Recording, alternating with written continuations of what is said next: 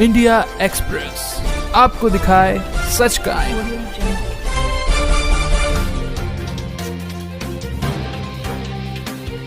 और मैं पुलिस विभाग में सब इंस्पेक्टर के पद से रिटायर्ड हूँ। मैंने भी बहुत सारी विवेचना है कि मैं भी सब इंस्पेक्टर से रिटायर्ड हूँ, परंतु इस केस में पूज्य गुरुदेव के खिलाफ कोई अपराध सिद्ध होता ही नहीं, बनता ही नहीं है। घटनास्थल का जो समय है वो भी भिन्न है, वो भी सही नहीं दर्शाया गया है, वो भी छिपाया गया है।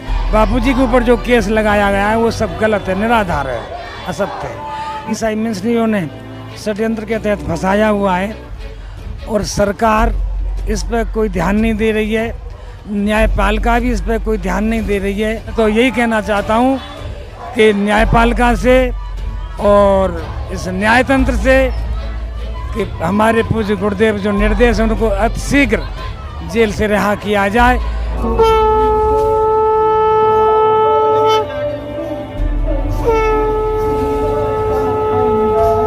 मैं आगरा से हूँ और हमारे साथ में आगरा से जोधपुर की साधक संगठन रैली में और करीब 50 लोग आए हुए हैं आगरा से, और मैं भी उसी में साथ में आया हुआ हूँ। मैं 1993 से मैं बापूजी से जुड़ा हुआ हूँ और मैं पुलिस विभाग में सब इंस्पेक्टर के पद से रिटायर्ड हूँ।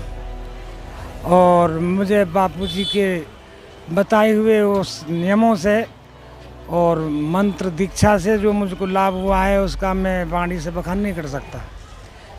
और मैं क्या कह सकता हूँ, मेरे पूज्य गुरुदेव निर्दोष हैं और उनको ये मिशनरियों के ईसाई मिशनरियों ने षड्यंत्र के तहत फंसाया हुआ है और सरकार इस पर कोई ध्यान नहीं दे रही है, न्यायपालिका भी इस पर कोई ध्यान नहीं दे रही है और मीडिया भी इस पर कोई ध्यान नहीं दे रही है।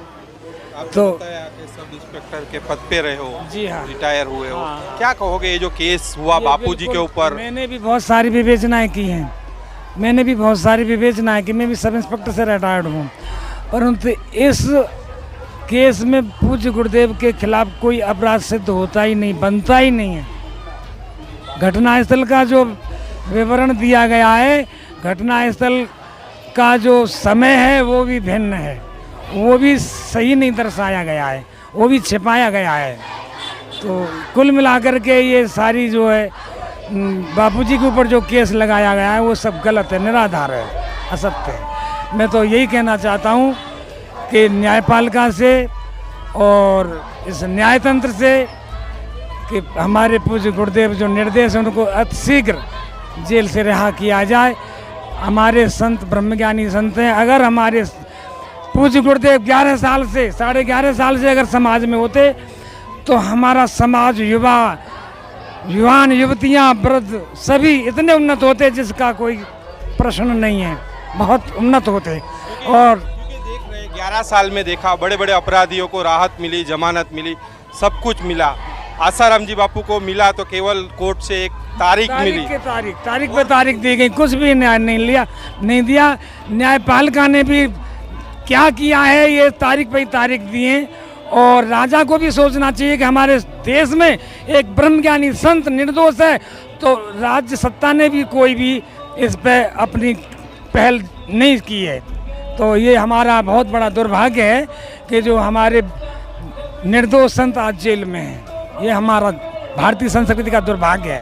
इंडिया एक्सप्रेस आपको दिखाए सच का आईना।